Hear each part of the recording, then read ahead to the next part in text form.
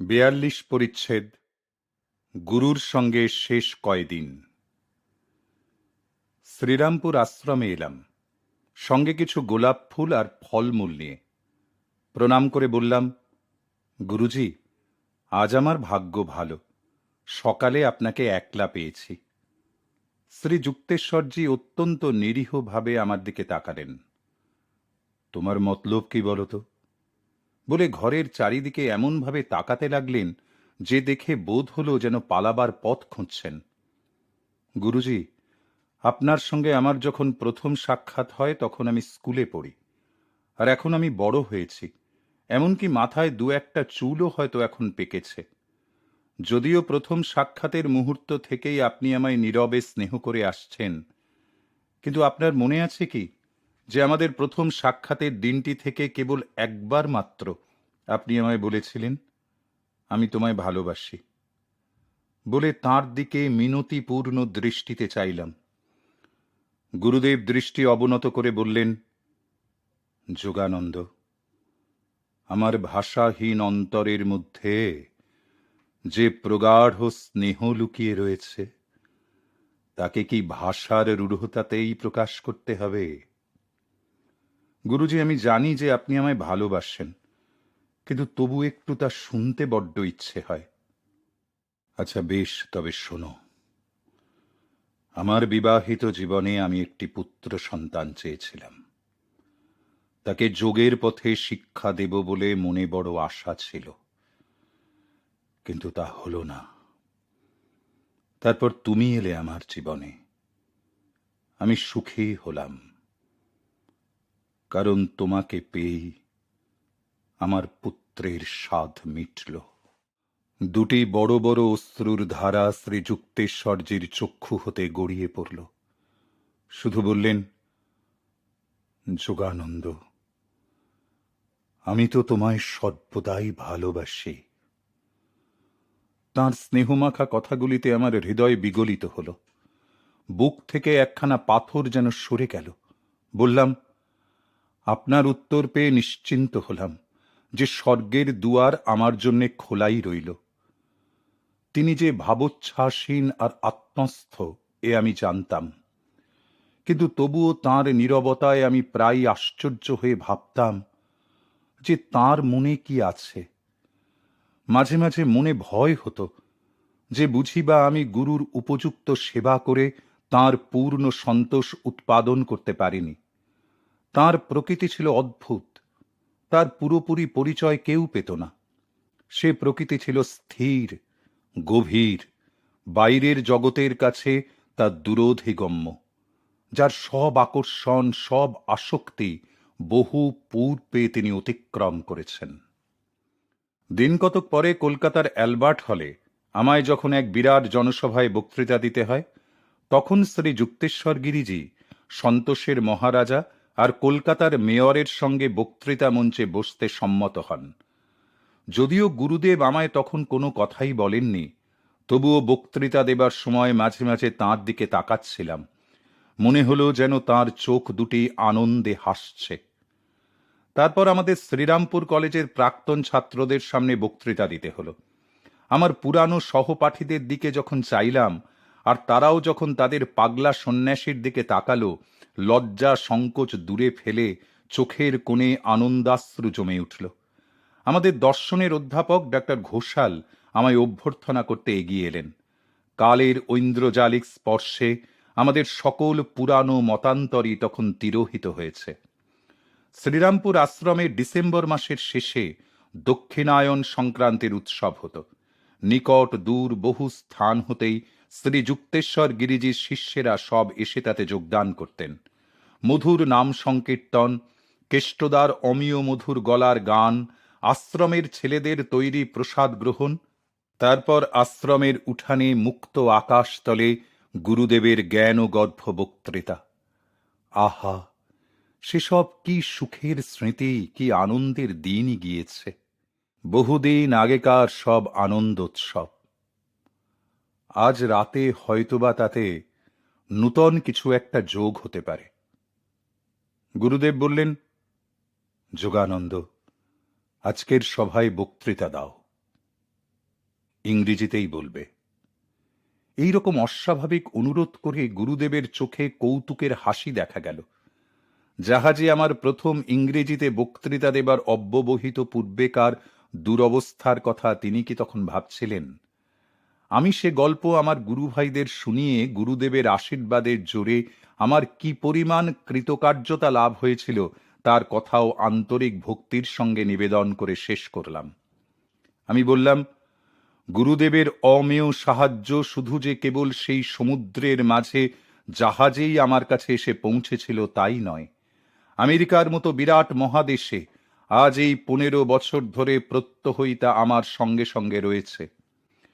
নিমন্ত্রিতেরা বিদায় নিলে পর শ্রী যুক্তেশ্বরজি আমাকে সেই ঘরে ডাকলেন, যেখানে ওই রকম একটা উৎসবের পর কেবল একটিবার মাত্র আমি তাঁর কাঠের তক্তপোষে শোবার অনুমতি পেয়েছিলাম। আজকে দেখি গুরুদেব সেখানে নীরবে বসে আছেন। শিষ্যরা সব তাঁকে অর্ধ চন্দ্রাকারে বেষ্টন করে তাঁর চরণতলে উপবিষ্ট। ঘরে প্রবেশ করতেই একটু হেসে তিনি বললেন, যোগানন্দ, তুমি কি এখন কলকাতায় ফিরছ নাকি? আচ্ছা, কাল একবার এখানে এসো, তোমায় আমার গোটা কত কথা বলবার আছে। তার পরদিন বৈকালে কতকগুলি আশীর্বাণী উচ্চারণ করে শ্রী যুক্তেশ্বর গিরিজি আমায় পরমহংস উপাধি প্রদান করলেন। আমি নতজানু হয়ে তাঁর সামনে বসতেই তিনি বললেন, এখন তোমার পূর্বেকার স্বামী উপাধির জায়গায় পরমহংস উপাধি হল। এই পরমহংস জি কথাটা উচ্চারণ করতে আমার পশ্চিমী শিষ্যরা যে কিরূপ গলদঘর্ম হবে তা ভেবে তখন মনে মনে একটু হাসলাম। গুরুদেবের চক্ষু দুটি স্থির, স্নিগ্ধ, শান্তভাবে বললেন, পৃথিবীতে আমার কাজ এখন ফুরিয়েছে, তোমাকেই এখন থেকে সব চালাতে হবে। শুনে তো ভয়ে বুক ধড়াস ধড়াস করতে লাগলো। শ্রী যুক্তেশ্বর গিরিজি বলতে লাগলেন, পুরীতে আমাদের আশ্রমের ভার নেবার জন্যে কাকেও পাঠিয়ে দাও। তোমার হাতে আমি সবই দিয়ে যাচ্ছি। তুমি তোমার জীবন আর এই প্রতিষ্ঠানের তরী ঠিকই সাফল্যের সঙ্গে স্বর্গের বেলাভূমিতে ভেড়োতে পারবে। অশ্রু প্লাবিত নয়নে আমি তাঁর পা দুটি জড়িয়ে ধরলাম। তিনি উঠে দাঁড়িয়ে আমাকে সস্নেহে আশীর্বাদ করলেন। তার পরদিন রাঁচি থেকে স্বামী সেবানন্দ নামে একটি শিষ্যকে ডাকিয়ে এনে তাকে আশ্রমের ভার দিয়ে পুরী পাঠিয়ে দিলাম। তারপরে গুরুদেব তাঁর বিষয় সম্পত্তির বিলি ব্যবস্থা সম্বন্ধে কতকগুলি আইনের খুঁটিনাটি ব্যাপার স্যাপার নিয়ে আলোচনা করলেন। কারণ তাঁর ভয় ছিল যে তাঁর মৃত্যুর পর তাঁর 2টি আশ্রম আর অন্যান্য সম্পত্তি সব দখলের জন্য তাঁর আত্মীয় স্বজনদের মামলা মোকদ্দমা জুড়ে দেবার সম্ভাবনা আছে, সেটা নিবারণ করা প্রয়োজন। কাজেই তাঁর ইচ্ছে হল যে তাঁর বিষয় সম্পত্তি সব একমাত্র জনহিতকর কাজের উদ্দেশ্যে দান করে যান। একদিন বৈকালে অমূল্য বাবু নামে এক গুরুভাই আমায় বললেন, গুরুদেবের সম্প্রতি খিদিরপুরে যাবার ব্যবস্থা হয়েছিল, কিন্তু তিনি যেতে পারেননি। শুনে কি একটা অজ্ঞাত আশঙ্কার শীতল শিহরণ সর্বাঙ্গ দিয়ে বয়ে গেল। বারবার পীড়াপিড়ি করাতে শ্রী যুক্তেশ্বরজি কেবল এইটুকু মাত্র বললেন, খিদিরপুরে আর আমার যাওয়া হবে না। মুহূর্তের জন্য গুরুদেব যেন সন্ত্রস্ত শিশুর মতো কেঁপে উঠলেন। পতঞ্জলি লিখেছেন, দেহের প্রতি স্বভাবজ আসক্তি খুব বড় বড় সাধুদের মধ্যেও ঈষৎ পরিমাণে বর্তমান। মৃত্যু সম্বন্ধে আলোচনাকালে আমার গুরুদেব মাঝে মাঝে বলতেন, বহুদিন খাঁচায় বন্দি পাখি যেমন দরজা খুলে দিলেও উড়ে যেতে ইতস্তত করে। অশ্রুরুদ্ধ কণ্ঠে আমি মিনতি করে বললাম, গুরুজি, ও কথা বলবেন না, আমার সামনে ও সব কথা আর কখনো উচ্চারণ করবেন না। শ্রী যুক্তেশ্বর গিরিজির মুখ প্রশান্ত হাসিতে স্নিগ্ধ হয়ে উঠল। 81 বছরে পড়বেন, তবুও তাঁকে দেখতে বেশ স্বাস্থ্যবান আর বলিষ্ঠ। দিনের পর দিন গুরুদেবের নীরব অথচ অনুভাব্য স্নেহধারায় অভিষিক্ত হয়ে তাঁর ভাবী তিরোভাবের নানা ইঙ্গিত সব একে একে মন থেকে মুছে ফেললাম। পাঁজিতে তারিখ দেখিয়ে বললাম, গুরুদেব, এবারে কুম্ভ মেলা এই মাসে প্রয়াগে হচ্ছে।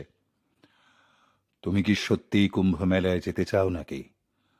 শ্রী যুক্তেশ্বর গিরিজির যে আমায় ছাড়তে ইচ্ছে নয় তা ঠিকমতো বুঝতে না পেরে আমি বলে চললাম, প্রয়াগে একবার কুম্ভ মেলায় বাবাজির সঙ্গে আপনার সাক্ষাৎ লাভের যে সৌভাগ্য হয়েছিল, বোধহয় এবারে আমারও সেই রকম সৌভাগ্য হয়ে যেতে পারে। আমার তো মনে হয় না যে এবার তুমি সেখানে তার দেখা পাবে, বলে তিনি নীরব হয়েই রইলেন।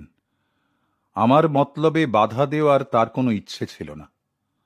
তার পরদিন সকালে যখন ছোট একটি দল নিয়ে আমি যাত্রার উদ্যোগ করছি, গুরুদেব আমায় তখন তাঁর স্বভাবসিদ্ধ ভঙ্গিতে আশীর্বাদ করলেন। গুরুদেবের আচরণের অর্থ কি তা ঠিক স্পষ্টত আমি তখন অনুমান করে উঠতে পারিনি। তার কারণ বোধহয় এই যে আমার গুরুর মহাপ্রস্থান আমায় নিতান্ত নিরুপায় আর অসহায়ভাবে দেখতে হবে, এটা হয়তো ভগবানের অভিপ্রেত ছিল না। তার হাত থেকে রেহাই দেওয়াই বোধহয় ভগবানের ইচ্ছা ছিল। আর আমার জীবনে এটা সর্বদাই ঘটেছে যে আমার অতি প্রিয়জনের মৃত্যুর সময় ভগবান দয়া করে আমায় সেসব করুণ দৃশ্য থেকে বরাবরই দূরে সরিয়ে রেখেছেন। 1936 সালের 23শে জানুয়ারি আমাদের দলটি কুম্ভ মেলায় উপস্থিত হয়।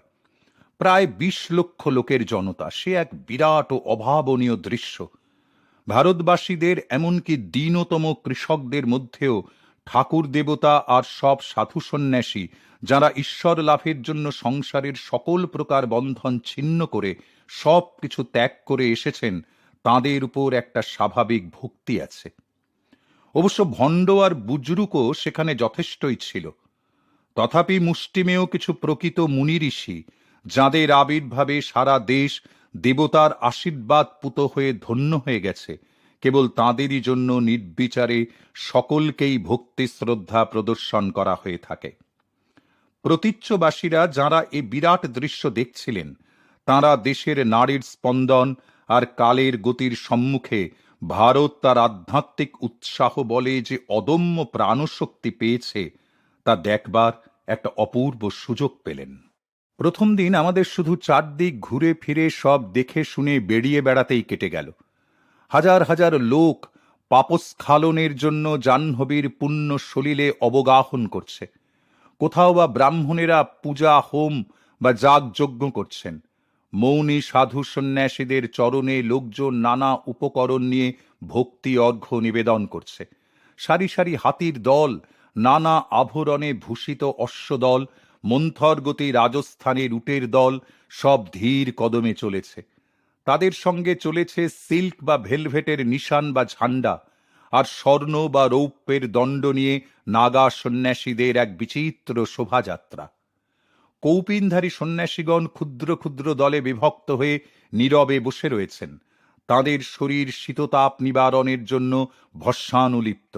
কপালে একটিমাত্র চন্দনের ফোঁটা, তৃতীয় নেত্রের প্রতীক। গৈরিক বসন, মুণ্ডিত মস্তক, দণ্ড কমণ্ডলুধারী সন্ন্যাসীর দল হাজারে হাজারে সেখানে এসে উপস্থিত হয়েছেন। কি শিষ্যদের সঙ্গে ধর্মালোচনায়, কি ভ্রমণকালে তাঁদের মুখে ত্যাগের শান্ত মহিমার একটা অনির্বাণ জ্যোতি। এখানে ওখানে গাছতলায় বড় বড় ধুনি জ্বালিয়ে সাধুরা সব বসে রয়েছেন, মাথার উপরে জটা বিঁড়ে করে পাকানো। কয়েকজনের আবার প্রকাণ্ড প্রকাণ্ড দাড়ি, কয়েক ফুট লম্বা, তার আবার ডগায় একটি করে গিঁট বাঁধা। তারা নীরবে ধ্যানে বসে আছেন অথবা চলমান জনতাকে হস্তোত্তোলনে আশীর্বাদ বিতরণ করছেন। ভিক্ষুক, হস্তিপৃষ্ঠে রাজা মহারাজা, বিচিত্র বর্ণের শাড়ি পরিহিতা নারীর দল, হাতে তাদের কারুকার্য শোভিত কঙ্কণ, পায়ে মল, ঝঙ্কার তুলেছে রিনি ঝিনি ঝিনি। কোথাও বা ঊর্ধ্ববাহু সন্ন্যাসী অদ্ভুতভাবে কৃশ হস্তোত্তোলন করে বসে রয়েছেন। ব্রহ্মচারীদের সঙ্গে রয়েছে ধ্যানের সময় কনুই বিশ্রামের ডান্ডা। উপবিষ্ট সাধুদের অসাধারণত্ব বাইরে থেকে বিশেষ কিছু বোঝা যায় না। তাঁদের গাম্ভীর্য তাঁদের অন্তরের পরমানন্দকে লুকিয়ে রেখেছে। হট্টগোল ছাপিয়ে উঠছে মন্দিরের অবিরত ঘণ্টাধ্বনি। মেলার দ্বিতীয় দিনে সঙ্গীদের নিয়ে আমি নানা আশ্রম আর কুটির বা ঝোপড়াতে সাধু সন্ন্যাসীদের দর্শন আর প্রণাম করে ঘুরে ঘুরে বেড়ালাম। গিরি সম্প্রদায়ের মণ্ডলেশ্বরের সঙ্গে সাক্ষাৎ হতে তাঁর আশীর্বাদ লাভ করলাম। ক্ষীণ দেহ, চক্ষু দুটিতে স্নিগ্ধ তপজ্যোতি। তারপরে আমরা একটি আশ্রমে গেলাম। সেখানকার গুরু মহারাজ 9 বৎসর ধরে মৌনব্রত পালন করছেন, শুধুমাত্র ফলই আহার করে থাকেন। আশ্রম হলের মাঝের বেদিতে প্রজ্ঞাচক্ষু নামে একটি অন্ধ সাধু বসে আছেন। গভীর শাস্ত্র জ্ঞান তার, সর্বসম্প্রদায় কর্তৃক বহুল সম্মানিত। হিন্দিতে বেদান্ত সম্বন্ধে অল্প কিছু বলবার পর আমি সঙ্গীদের নিয়ে সেই শান্তিময় আশ্রম কুঞ্জ পরিত্যাগ করে নিকটবর্তী আরেকটি সাধুর আশ্রমে গিয়ে উপস্থিত হলাম। সাধুটির নাম কৃষ্ণানন্দ। সুন্দর আকৃতি, রক্তিম গণ্ড, সুদৃঢ় স্কন্ধ। তাঁর পাশেই লম্বমান হয়ে শুয়ে রয়েছে একটি পোষা সিংহী। সাধুটির আধ্যাত্মিক প্রভাবে, অবশ্যই তার বলিষ্ঠ দৈহিক শক্তির জন্যে নয়, এটা আমি ঠিক জানি। জঙ্গলের এই হিংস্র মাংসাশী পশুটি সব রকম মাংসাহার পরিত্যাগ করে শুধু ভাত আর দুধ খেয়েই প্রাণ ধারণ করে। স্বামীজি সেই পিঙ্গল দেহ সিংহীকে ওম উচ্চারণ করতে শিখিয়েছেন, আর তা বেরোয় বেশ একটা শ্রুতি সুখকর গম্ভীর গর্জনে। বিড়ালের জাত তো, বিড়াল তপস্বী আর কি। তারপর দর্শন হলো এক শিক্ষিত তরুণ সাধুর সঙ্গে। রাইট সাহেবের চমকপ্রদ মনোরম দিনলিপি হতে তার কিছুটা বর্ণনা এখানে উদ্ধৃত হল। আমরা ফোর্ড গাড়িতে গঙ্গা পার হলাম। গঙ্গা এখানে নিতান্ত অগভীর। পন্টুন ব্রিজ পার হতে ক্যাঁচ ক্যাঁচ শব্দ করে। তারপরে সরু আঁকাবাঁকা রাস্তার ভিতর দিয়ে সর্পিল গতিতে এগিয়ে চললাম। পথে যেতে যেতে যোগানন্দজি নদী তীরে যেখানে বাবাজির সঙ্গে শ্রী যুক্তেশ্বর গিরিজির সাক্ষাৎ হয়েছিল সেই জায়গাটি আমায় দেখালেন। অল্পক্ষণ পরেই আমরা গাড়ি থেকে নেমে কিছু দূর হেঁটে চললাম। রাস্তায় বালিতে পা বসে যায়, তার উপর ধুনির আগুনের গাঢ় ধোঁয়া। অবশেষে আমরা গিয়ে পৌঁছলাম খড় মাটি দেওয়া ছোট ছোট কতকগুলি কুঁড়ে ঘরের সামনে। এদেরই মধ্যে একটার সামনে এসে দাঁড়ালাম। একটি অস্থায়ী কুটির, প্রবেশ পথ অতি ক্ষুদ্র, কোনো দরজা নেই।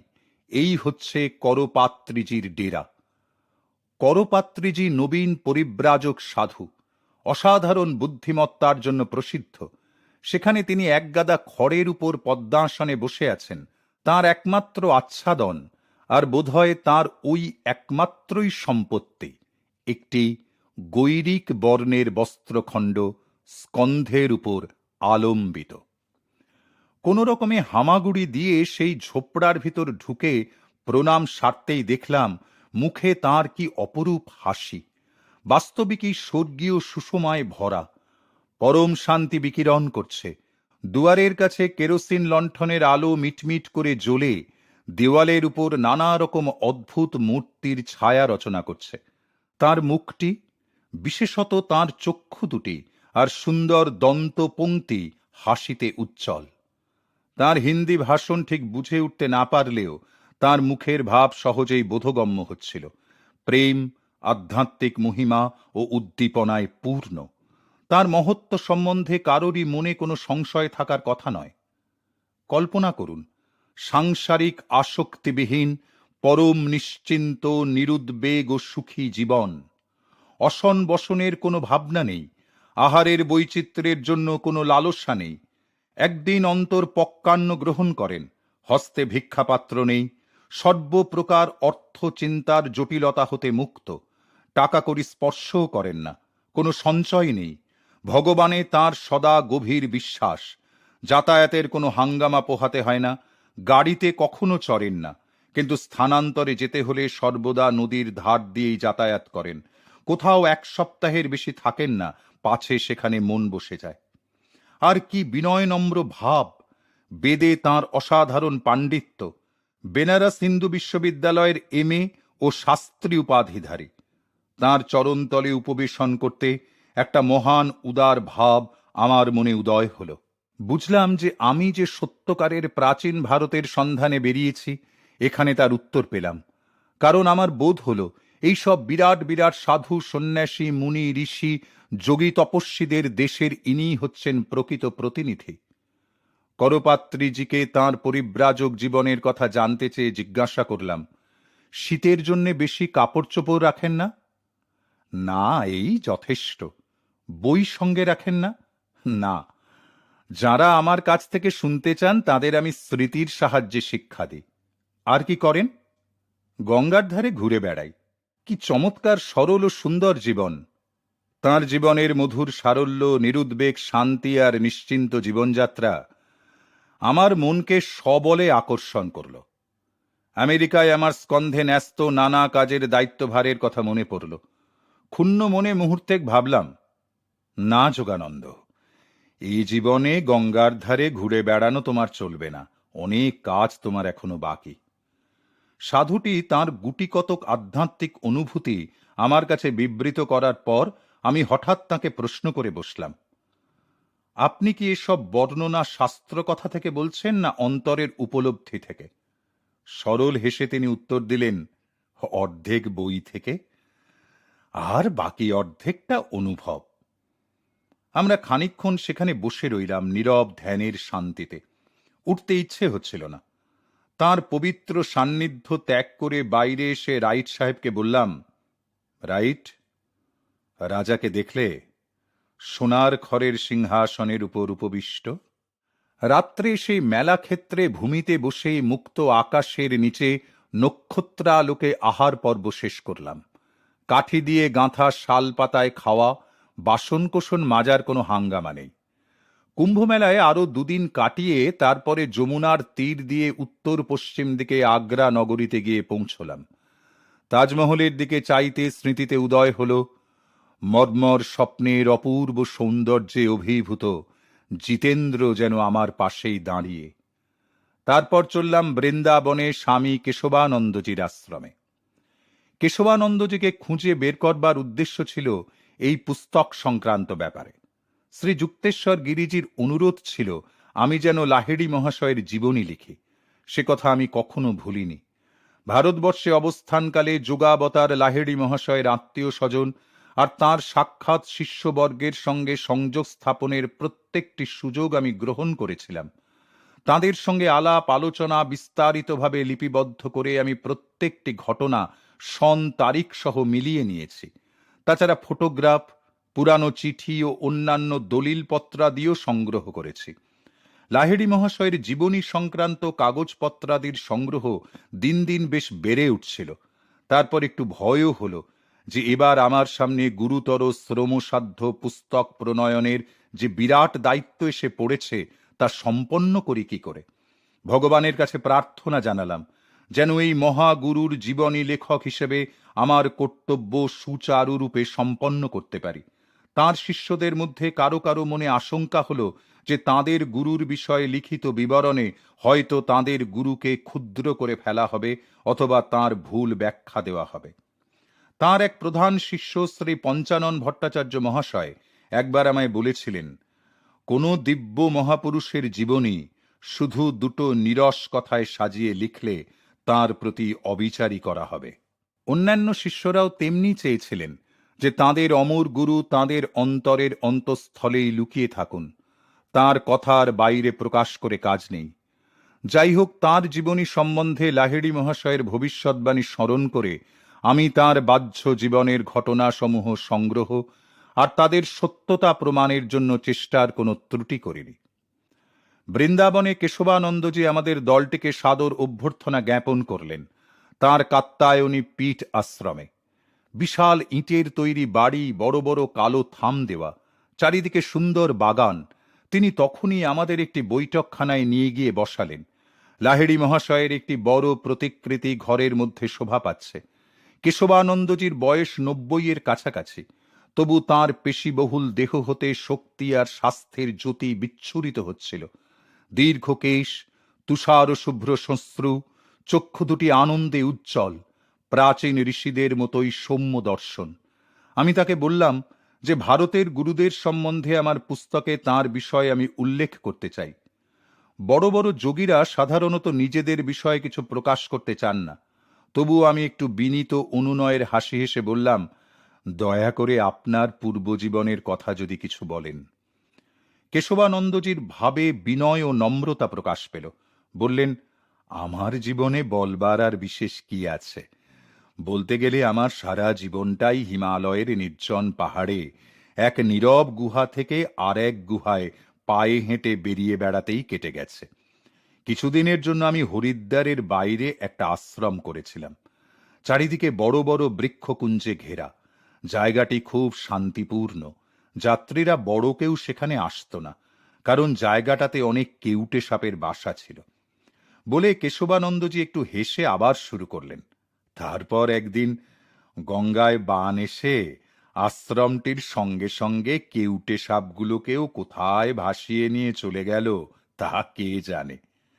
তারপর আমার শিষ্যদের সাহায্যে বৃন্দাবনে এই আশ্রমটি তৈরি হয়েছে। আমাদের দলের মধ্যে একজন স্বামীজিকে জিজ্ঞাসা করল, তিনি হিমালয়ের বাঘের হাত থেকে আত্মরক্ষা করতেন কি করে? তিনি মাথা নেড়ে বললেন, হিমালয়ের মতো অত উঁচু একটা আধ্যাত্মিক ভূমিতে বন্য পশুরা কদাচিৎ যোগী ঋষিদের উপরে অত্যাচার করতে আসে। একবার আমি জঙ্গলের ভিতর বাঘের মুখে পড়েছিলাম। আমার হঠাৎ চিৎকারে বাঘটা যেন জমে পাথর হয়ে দাঁড়িয়ে রইল। স্বামীজি স্মৃতির রোমন্থনে আবার একটু হাসলেন। মাঝে মাঝে এই নির্জন বাস ছেড়ে আমি গুরুদর্শনের জন্য কাশী যেতাম। হিমালয়ের জঙ্গলে অনবরত ঘুরে বেড়ানোর জন্যে তিনি আমায় খুব ঠাট্টা করতেন।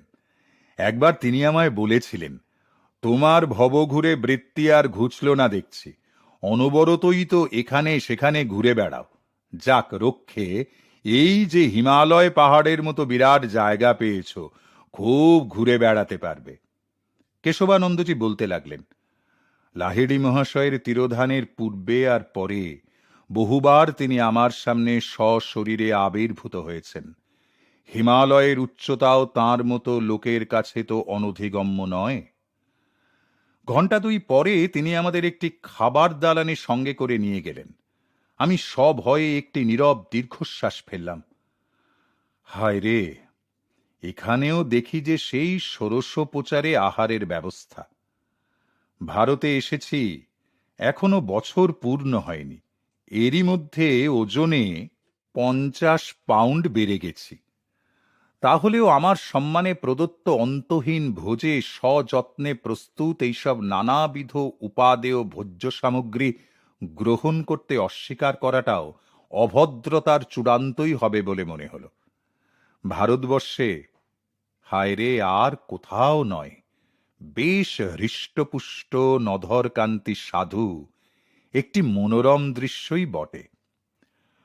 ভোজনের পর কেশবানন্দজি একটি নির্জন জায়গায় আমায় টেনে নিয়ে গিয়ে বললেন, তোমার আশা আমার কাছে একেবারে অপ্রত্যাশিত নয়, তোমার জন্য একটা খবর আছে। আমি বিস্ময়ে চমকে উঠলাম। কেশবানন্দজিকে দর্শন করার মতলব আর তো কেউ জানত না, তবে ইনি জানতে পারলেন কি করে? তিনি বলতে লাগলেন, গত বৎসর হিমালয়ের উত্তরাঞ্চলে বদ্রীনারায়ণের কাছে বেড়াতে বেড়াতে আমি পথ হারিয়ে ফেলি। ঘুরতে ঘুরতে দেখি যে বেশ প্রশস্ত একটি গুহা, একেবারে খালি। সেখানে আশ্রয় নিলাম। ভিতরে দেখি যে পাথরের মেঝেতে একটি গর্তে ধুনির আগুন জ্বলছে। এই নির্জন স্থানে কে বাস করেন? কার এ ধুনি? মনে মনে এইসব তোলপাড় করতে করতে ধুনির পাশে গিয়ে বসে পড়লাম। দৃষ্টি স্থির রাখলাম গুহার সূর্যালোকিত প্রবেশ পথের দিকে। পিছন থেকে কে যেন বলে উঠল, কেশবানন্দ, তুমি যে এখানে এসে পড়েছ তাতে আমি খুশি হয়েছি। চমকে পিছন ফিরে তাকিয়ে দেখে তো বিস্ময় স্তম্ভিত। বাবাজি মহারাজ, সেই পর্বত কন্দরে মহাগুরু তখন সশরীরে আবির্ভূত হয়েছেন। বহু বৎসর বাদে পুনরায় তাঁর দর্শন লাভ করে আনন্দে অভিভূত হয়ে তাঁর পবিত্র চরণতলে সাষ্টাঙ্গে প্রণাম করলাম। বাবাজি বলতে লাগলেন, আমি তোমায় এখানে এনেছি, সেই জন্যেই তুমি পথ হারিয়ে আমার এই সাময়িক গুহাবাসে এসে হাজির হয়েছ। আমাদের শেষ সাক্ষাৎ হয়েছিল বহুদিন আগে। যাক, আবার তোমার সঙ্গে দেখা হওয়ায় আমি খুব খুশি হয়েছি। তারপর সেই মহামহিমময় অমর মহাগুরু কতকগুলি আধ্যাত্মিক উপদেশের কথা বলে আমায় আশীর্বাদ আনতে বললেন। যোগানন্দকে বলার জন্যে তোমায় একটা কথা বলছি। ভারতে ফিরে এসে সে তোমার সঙ্গে দেখা করবে। তার গুরু আর লাহিড়ির জীবিত শিষ্যদের সম্বন্ধীয় বহু ব্যাপারে সে নানা কাজে বিশেষ ব্যস্ত থাকবে। তাকে বলো যে খুবই আগ্রহের সঙ্গে আশা করলেও এবার আর তার সঙ্গে আমি দেখা করতে পারব না, আর এক সময় তাকে দেখা দেব। বাবাজির মধুর আশ্বাস কেশবানন্দজির মুখ থেকে শুনে আমার অন্তর গভীরভাবে আলোড়িত হয়ে উঠল। মনের গোপন কোণে একটু ক্ষোভের যে সঞ্চার হয়েছিল তাও সঙ্গে সঙ্গে অন্তর্হিত হল। শ্রী যুক্তেশ্বর গিরিজি আগেই যা ইঙ্গিতে জানিয়েছিলেন শেষ পর্যন্ত তাই হয়ে দাঁড়াল। কুম্ভ মেলাতে বাবাজির সাক্ষাৎ পাওয়া গেল না, তার জন্য আর দুঃখও রইল না। আশ্রমে এক রাত্রি আতিথ্য লাভ করে তার পরদিন বৈকালে কলকাতার দিকে আমাদের দল রওনা হল। যমুনার ব্রিজের উপর দিয়ে গাড়ি চলল। বৃন্দাবনের দিক চক্রবাল রেখার অপূর্ব মহিমময় সৌন্দর্য চোখের সামনে ভেসে উঠল। সূর্যদেব তখন সারায় আকাশে আগুনের হোলি খেলে পাটে বসেছেন। যমুনার স্থির জলে সে রঙের ছায়া প্রতিবিম্বিত হয়ে নদীর জল রক্ত রাঙা করে তুলেছে। শ্রীকৃষ্ণের মধুর বাল্যলীলার পুণ্য স্মৃতিতে যমুনা তীর পবিত্র। গোপিনীদের সঙ্গে এখানে তিনি বাল্যকালে সরল মধুর লীলা প্রদর্শন করেন। ঈশ্বরের অবতার আর তাঁর ভক্তজনের মধ্যে যে চিরন্তন ভগবৎ প্রেম বর্তমান, তাঁর লীলায় তাই প্রকটিত। বহু পাশ্চাত্য পণ্ডিত শ্রীকৃষ্ণের জীবন সম্যক উপলব্ধি করতে পারেননি। অনেকেই ভুল বুঝেছেন। শাস্ত্রের রূপক শুধু আক্ষরিক অর্থগ্রাহী লোকেদের মনের ধারণার অতীত।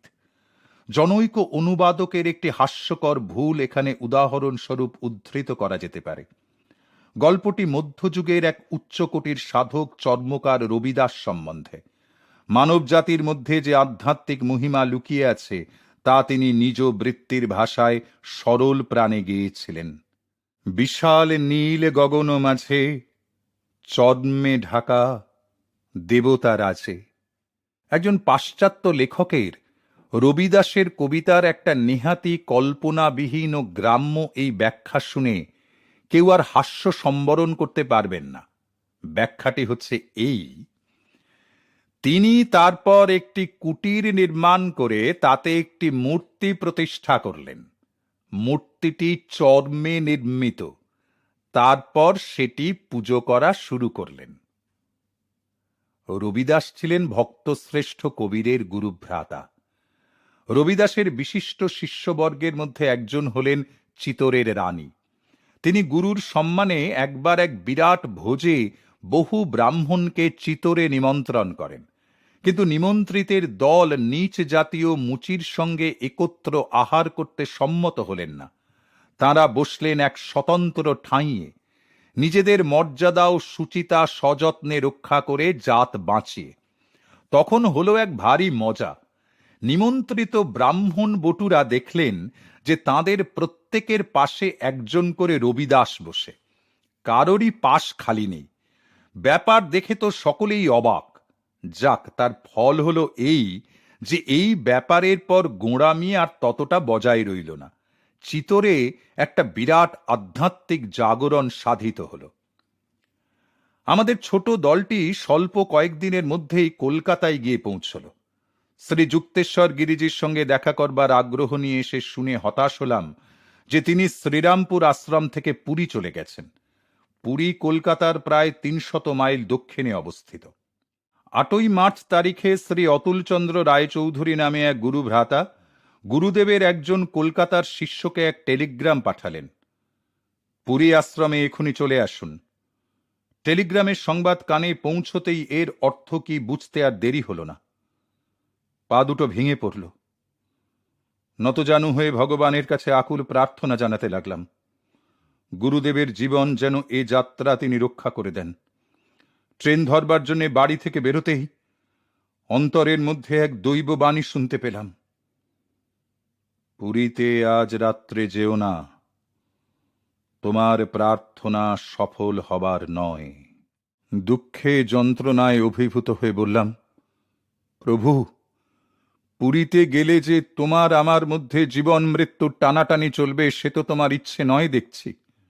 সেখানে গেলে তো গুরুদেবের জীবন রক্ষার জন্যে আমার অবিরত প্রার্থনা তোমায় সবই বিফল করে দিতে হবে। তবে কি আরো উচ্চতর কর্তব্যের আহ্বানে তাকে তোমার কাছে ফিরে যেতেই হবে? আমার অন্তরের বাণী শিরোধার্য করে সে রাত্রে তো আমি পুরী যাত্রা স্থগিত রাখলাম। তারপর দিন সন্ধেবেলা ট্রেন ধরার জন্য যাত্রা করলাম। তখন প্রায় 7টা বাজে। একটা ঘন কৃষ্ণবর্ণ সূক্ষ্ম মেঘ হঠাৎ কোথা থেকে এসে আকাশ আচ্ছন্ন করে ফেলল। তারপর দেখলাম আমাদের ট্রেন যখন পুরীর দিকে ছুটে চলেছে, শ্রীযুক্তেশ্বর গিরিজির মূর্তি তখন হঠাৎ আমার সম্মুখে আবির্ভূত হল। তাকে দেখলাম আসনে উপবিষ্ট, অত্যন্ত গম্ভীর মূর্তি, তার 2 ধারে 2টি আলো। করজোড়ে অনুনয় করে বললাম, সবই কি শেষ হয়ে গেছে? তিনি একটু মাথা নেড়ে ধীরে ধীরে অদৃশ্য হয়ে গেলেন। তারপর দিন সকালে পুরী প্ল্যাটফর্মে দাঁড়িয়ে তখনও ক্ষীণতম আশা। এমন সময় একজন অপরিচিত লোক আমার কাছে উপস্থিত হয়ে বলল, শুনেছেন কি, আপনার গুরুদেব দেহ রক্ষা করেছেন। বলি আর একটি মাত্র কথা না বলেই লোকটা চলে গেল। লোকটা যে কে আর আমাকে এখানেই বা কি করে খুঁজে পাবে তা সে জানল কি করে, তা কখনো জানতে পারিনি। চলৎশক্তি লোপ পেয়েছে, পা টলছে। হতভম্ব হয়ে প্ল্যাটফর্মের দেওয়াল ধরে দাঁড়িয়ে পড়লাম। বুঝলাম যে নানা উপায়ে আমার গুরুদেব আমায় এই হৃদয় বিদারক ঘটনা জানাতে চাইছেন। মনের মধ্যে একটা প্রচণ্ড বিক্ষোভের ঝড়, অন্তর অগ্নিগর্ভ আগ্নেয়গিরির মতো। পুরী আশ্রমে পৌঁছবার সময় আমার তো একেবারে অজ্ঞান হবার মতো অবস্থা। অন্তরের বাণী তখন স্নিগ্ধ স্বরে ধ্বনিত হচ্ছে, ধৈর্য ধরো, শান্ত হও, স্থির হও। আশ্রমের ঘরে প্রবেশ করলাম। গুরুদেবের দেহ কল্পনাতীতভাবে জীবন্তের মতো পদ্মাসনে উপবিষ্ট। তখনও স্বাস্থ্য আর কমনীয়তায় অঙ্গ সমুজ্জ্বল, মহাসমাধিতে মগ্ন হয়েছেন। তার তিরোধানের অল্প কিছুদিন আগে তার সামান্য জ্বর হয়েছিল। তারপর তার স্বর্গারোহণের পূর্ব দিবসে তার দেহ সম্পূর্ণভাবে সুস্থ হয়ে গিয়েছিল। যতবারই তার প্রিয় মূর্তির দিকে আমি তাকাচ্ছি, আমি কিছুতেই বুঝতে পারছি না যে প্রাণ তার দেহ ত্যাগ করে চলে গেছে।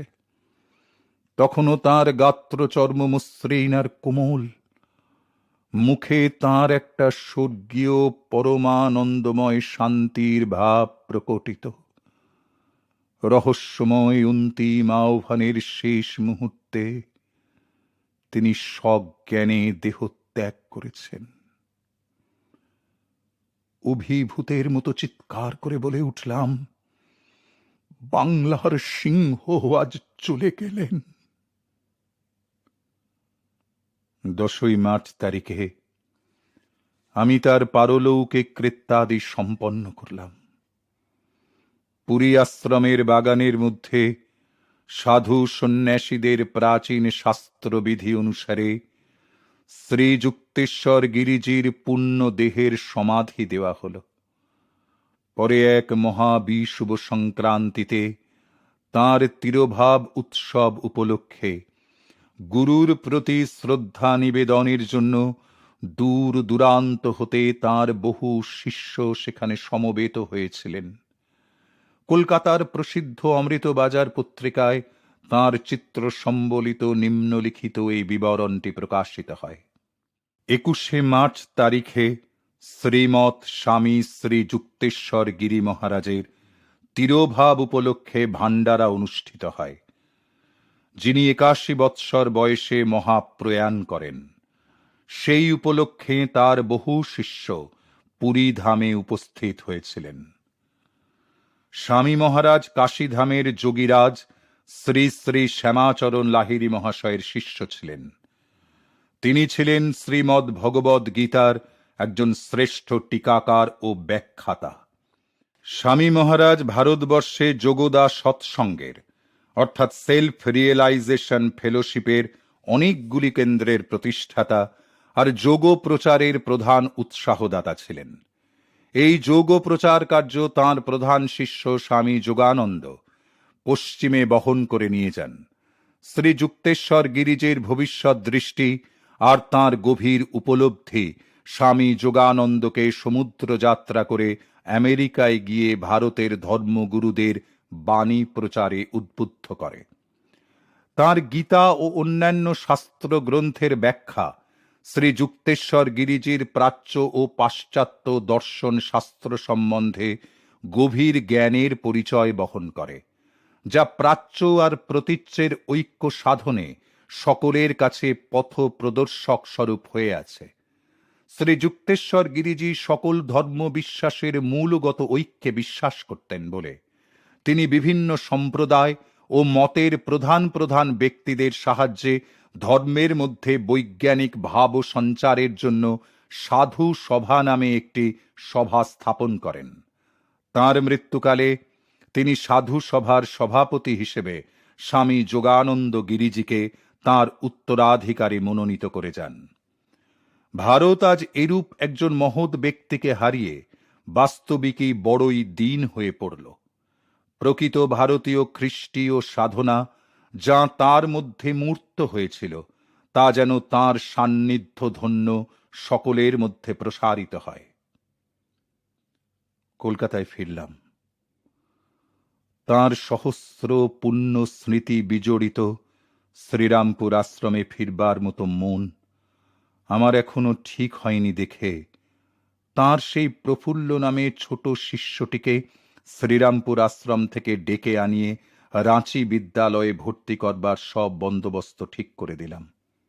প্রফুল্ল আমাকে বলেছিল, যেদিন সকালে আপনি এলাহাবাদ কুম্ভ মেলায় যাবার জন্য বেরিয়ে পড়লেন, গুরুজি সোফার উপরে ধপ করে বসে পড়ে বলতে লাগলেন, যোগানন্দ চলে গেল, যোগানন্দ চলে গেল, তাহলে তাকে তো দেখছি অন্য কোনো উপায়ে জানাতে হবে। তারপর ঘণ্টা কতক ধরে নীরবে বসে রইলেন। তারপর আমার দিনগুলো কাটতে লাগলো বক্তৃতা দেওয়া, ক্লাস নেওয়া, দেখা সাক্ষাৎ করা আর পুরনো বন্ধু বান্ধবদের সঙ্গে পুনর্মিলনের মধ্য দিয়ে। শুকনো হাসির তলায় চাপা আর অবিরল কর্মব্যস্ত জীবনের মধ্য দিয়ে একটা ঘন অন্ধ তমিস্র বিষাদের স্রোত যা বয়ে চলেছিল, তা আমার সকল অনুভূতির বালুতটের মধ্য দিয়ে দুকুল পরিপ্লাবিত করে যে আনন্দের নদী এতদিন ধরে অবিরাম গতিতে বয়ে চলেছিল, তাকে একেবারে পঙ্কিল করে তুলল। শোকদগ্ধ বিষাদক্ষিণ্ণ অন্তর থেকে একটা নীরব ক্রন্দন অবিরাম ধ্বনিত হয়ে উঠতে লাগল। দেবতা আমার, গুরুজি আমার, কোথায় গেলেন? কোনো উত্তর পেলাম না। মন শুধু এই আশ্বাস দিল, মাত্র এইটুকু সান্ত্বনা পেলাম যে ভালোই হয়েছে, গুরুদেবের সেই পরমানন্দময়ের সাথে পরিপূর্ণ মিলন হয়েছে। তিনি সেই অনন্ত স্বর্গে, সেই অমর লোকে আজ চির বিরাজমান। মন ডুকরে কেঁদে উঠে বলল, আর তো তুমি কখনো তাকে শ্রীরামপুরের বাড়িতে দেখতে পাবে না, আর তো তুমি তোমার বন্ধু বান্ধবদের ডেকে এনে তাকে দেখিয়ে সগর্বে বলতে পারবে না, তোমরা দেখো গো, সব দেখো, ওই ভারতের জ্ঞানাবতার বসে রয়েছেন। জুন মাসের গোড়ার দিকে রাইট সাহেব বোম্বাই থেকে জাহাজে আমাদের সবাইকার ফিরে যাবার ব্যবস্থা করে ফেলল। মে মাসের পক্ষকাল বিদায় ভোজে আর বক্তৃতা দিয়ে কলকাতায় কাটাবার পর মিস ব্লেচ, মিস্টার রাইট আর আমি ফোর্ড গাড়িতে করে বোম্বাইয়ের পথে বেরিয়ে পড়লাম। সেখানে পৌঁছবার পর জাহাজ কর্তৃপক্ষ আমাদের যাত্রা স্থগিত রাখবার জন্য বলল, কারণ ফোর্ড গাড়িটির সে জাহাজে স্থান হবার কোনো উপায় ছিল না। অথচ ইউরোপে আবার সেটিকে নিতান্তই দরকার। মুখ অন্ধকার করে রাইট সাহেবকে আমি বললাম, কুছ পরোয়া নেই, আমি আবার পুরীতেই ফিরে যাব। মনে মনে বললাম, গুরুজির সমাধি আবার আমার দুটি নয়নের জলে সিক্ত হয়ে উঠুক।